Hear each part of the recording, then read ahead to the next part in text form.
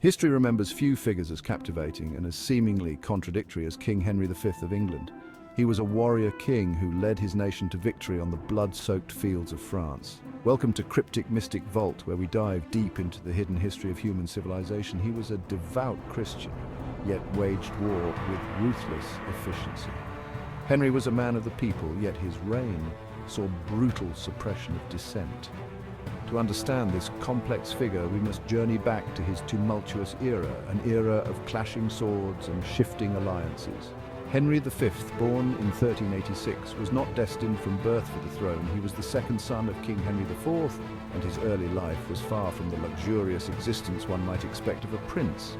His father's claim to the throne was tenuous, leading to a childhood spent amidst political intrigue and simmering rebellion. This crucible of uncertainty would forge within Henry a resilience and a decisiveness that would define his reign. Despite the turmoil, Henry received a first-rate education. He was tutored by some of the finest minds in the realm, immersing himself in the classics, philosophy, and the art of war. But it was on the field of battle, not in the confines of the library, where Henry truly blossomed. He possessed a natural talent for military strategy and a charisma that inspired unwavering loyalty in his men. Henry's courage was not merely theoretical. He was a physically imposing figure, known for his strength and stamina. He led from the front, sharing the dangers and hardships of his soldiers. This hands-on approach, coupled with his tactical brilliance, earned him the respect of even his most battle-hardened veterans. From a young age, it was clear Henry was no ordinary prince. He was a born leader, destined for greatness. The tumultuous reign of Henry IV provided the young prince with a harsh but invaluable education in the realities of power. Rebellions flared across England, challenging the legitimacy of the House of Lancaster. These uprisings were not mere skirmishes, they were brutal conflicts that threatened to tear the kingdom apart. One such rebellion, led by the Welshman Owain Glyndŵr, proved particularly troublesome. Glyndŵr, a charismatic and skilled leader, declared himself Prince of Wales and ignited a firestorm of resistance.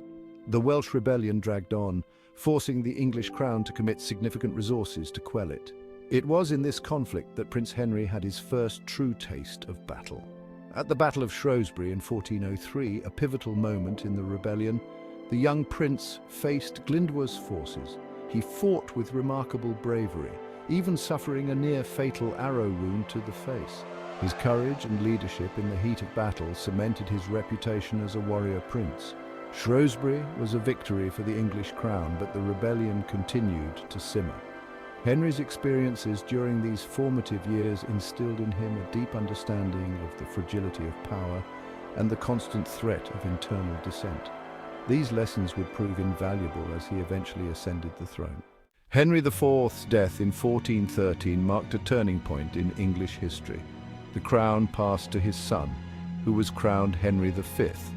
The young king, now in his late 20s, inherited a kingdom still scarred by internal divisions and facing a long-running conflict with France, the 100 Years' War.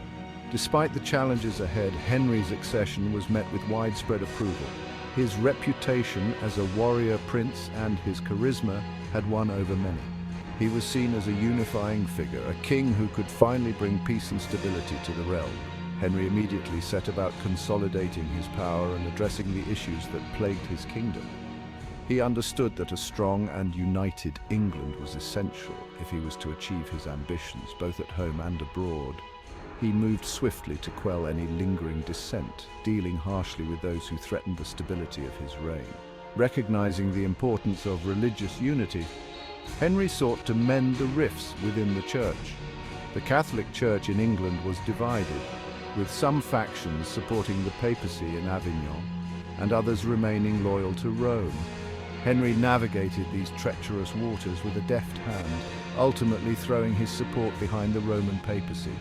This decision, while not without controversy, helped to unify the English Church and strengthen his own position.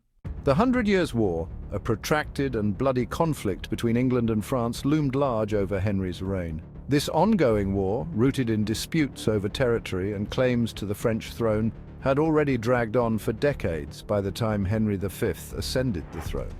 It had drained English coffers and cost countless lives.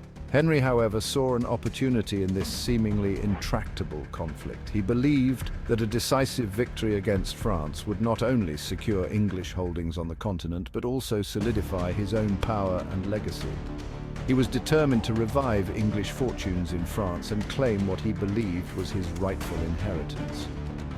In 1415, Henry made his move. He assembled a formidable army and set sail for France, landing near the mouth of the Seine River. His objective was the port city of Harfleur, a strategic prize that would give him a foothold in Normandy. The siege of Harfleur proved to be a grueling affair, lasting longer than Henry had anticipated. The city's defences were formidable, and the English army was weakened by dysentery. However, Henry's resolve never wavered.